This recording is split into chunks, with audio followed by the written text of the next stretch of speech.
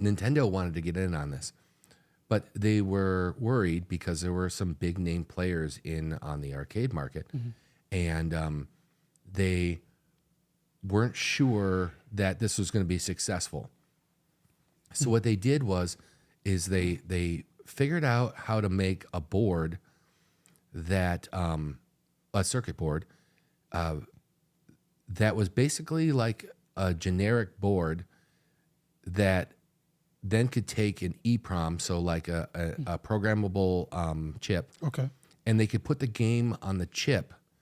And then if they had a success with this first video game, then they could move on to making another game and use the same board, just with a different chip with a different program on it.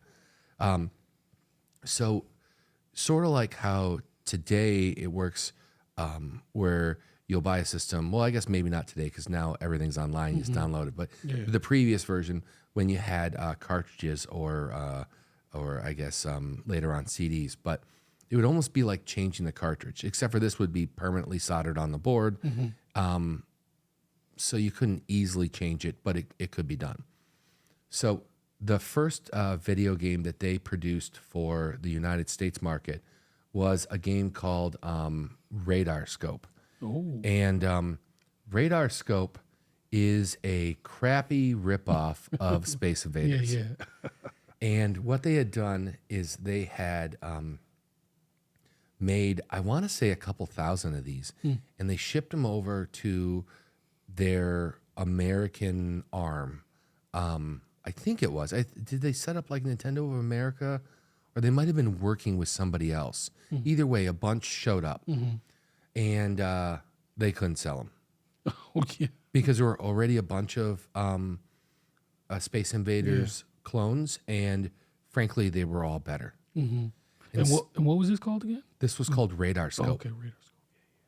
In fact, this is what the original cabinet looked like. So I like how it looks. So they start scrambling, right? And they don't know what to do, because they've spent all this money developing this. Then they spent all this money making them and then shipping them over, and nobody wants them.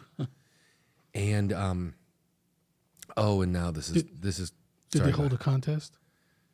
No. There's a guy that's very famous. Because they could have held like a highest score contest, and then that would have got people excited about it, had them flock to the machines, and lines out the door. But are you quoting crappy 80s movies here, or is this personal experience from when you were a kid? No, it seemed to work in all the movies. Yeah. You know what? I'm terrible with names. How do you pronounce this guy's name? Yeah, I'm not going to be able to do that. Shigeru Miyamoto? Something like that. Yes. Okay. I'm probably saying that wrong. Yeah.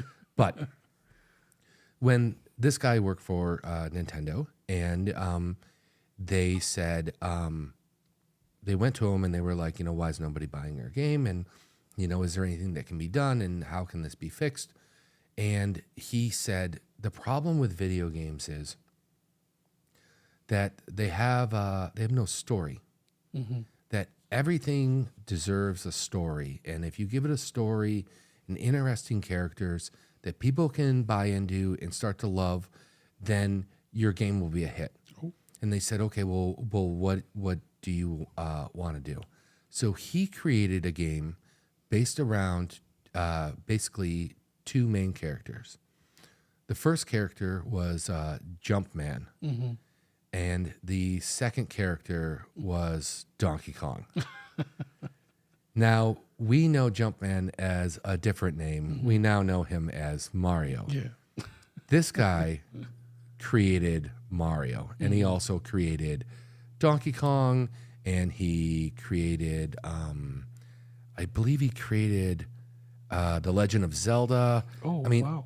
all of the big franchises, I shouldn't say all of them, most of them trace back to this guy. Okay.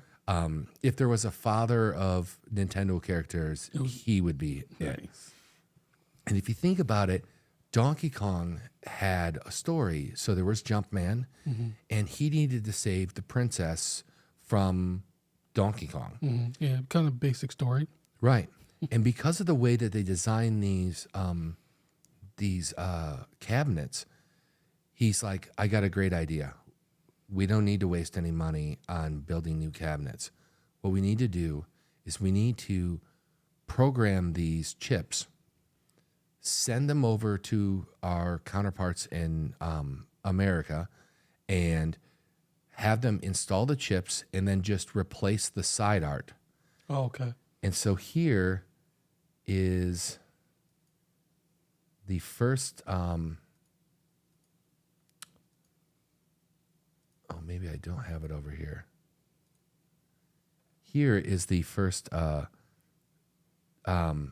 Kong. Yeah, yeah. And it's sitting right next to Yeah, a radar scope. They're the same machines. Yep, they They've are. just been, all the decals have been changed. Yeah. And then the chip has been changed.